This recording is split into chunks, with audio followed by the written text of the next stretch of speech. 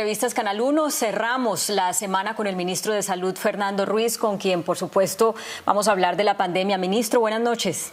Buenas noches, Claudia. Un saludo muy especial para ti. Gracias. Empecemos por el tema crítico, la tutela que le obliga al gobierno a volver a pedir pruebas PCR a los viajeros internacionales, que usted ha dicho que es imposible de cumplir y que va a impugnar. Por eso los viajeros pueden seguir entrando sin presentar esa prueba. Pero ¿cuándo la va a impugnar? Nosotros estamos, Claudia, analizando toda la evidencia, todos los temas, el fallo del juez. Estamos haciendo todos los análisis. Nosotros creemos que la impugnación debe salir lo más pronto posible, probablemente el lunes de la semana entrante. Ministro, llegó una carta del procurador en las últimas horas en las que les pide al gobierno y que se reúna con el juez para tratar de hallar una solución. ¿Cuál es su respuesta frente a esa petición? Nuestra respuesta, Claudia, es que estamos dispuestos a reunirnos en el momento que se pueda. Estamos trabajando a ver cómo se realizaría esta reunión, si es a través de la Procuraduría o nosotros directamente, pero la disponibilidad del planteamiento del Ministerio y del Ministro de Salud es reunirnos, la búsqueda de solucionar este tema con el mayor beneficio para los colombianos. Lo que haya que hacer para tratar para mejorar y lograr tener la solución al tema. Con esto también se le apuesta un poco a los tiempos en que empieza la vacancia judicial para que si de pronto esa impugnación resulta adversa al gobierno, pues ya sea cuando después de que se acabe la vacancia judicial en enero se conozca la decisión y entre tanto todo el mundo pueda seguir viajando sin presentar la prueba. Pues en ese sentido estamos haciendo un análisis profundo de la sentencia, porque aquí hay un problema que tiene que ver con la misma incongruencia que encontramos en el fallo y en la aclaración.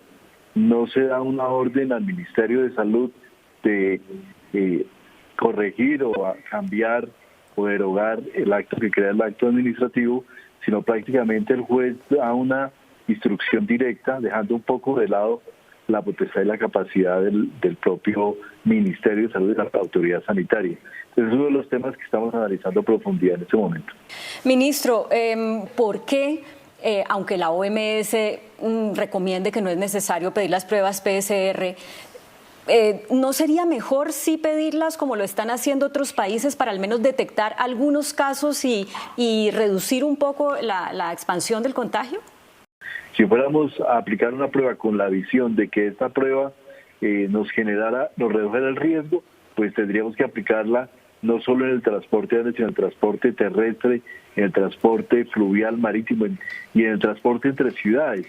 Entonces, eso es lo que hace absolutamente irrelevante la prueba. Por otro lado, la prueba puede generar una falsa percepción de seguridad, en tanto que es una prueba que durante los primeros 5 días en pacientes sintomáticos puede ser negativa y el paciente y la persona está contagiando a otras personas y genera esa falsa sensación de seguridad. Entre el momento de la prueba, que toma la prueba y el momento en que se hace el viaje, puede contagiarse la persona y volverse a infectar. Pero adicionalmente a la prueba, en el fallo se nos ordena una cuarentena de 14 días, aun si la prueba es negativa. Entonces esto genera una disfuncionalidad completa de toda la estrategia sanitaria y además no la liga el fallo a la propia emergencia sanitaria, haciendo que prácticamente sea imposible tomar decisiones que no terminan afectando la totalidad del desarrollo de la economía y del proceso de manejo y de toma de decisiones dentro de la epidemia. Quiero que hablemos un momento de esa última parte porque algunas personas han dicho, bueno, pero es que el gobierno lo que debe hacer es dar ejemplo de respeto por la justicia y así no esté de acuerdo con los fallos, pues acatarlo. Y este es como una segunda señal de que en este gobierno algunos fallos no gustan, entonces como que se trata de buscarle la comba al palo para no tener que cumplirlos. Y pues usted está en esa situación ahora mismo. ¿Qué decir al respecto?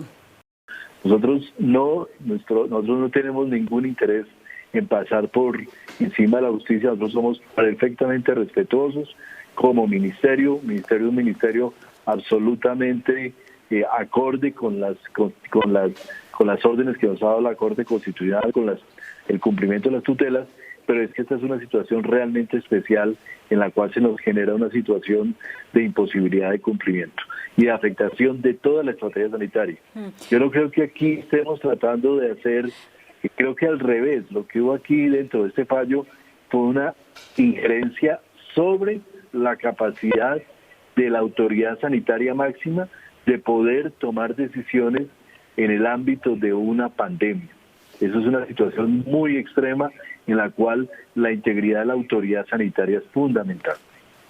Ahí también quisiera hacerle una precisión porque evidentemente los jueces pues no son epidemiólogos y uno no, pues digamos, no debería darle tanta credibilidad a lo que diga un juez en materia de salud pública, pues porque ese no es su experticia. Pero fíjese que acabamos de presentar un informe donde participa la Federación Médica Colombiana en la que se muestra de acuerdo con el fallo del juez, y ellos sí son médicos, los de la Federación Médica Colombiana, y sí son epidemiólogos. Entonces usted entenderá que la opinión pública queda como muy confundida porque como que no sabe a quién creer. Pues ese es precisamente el problema.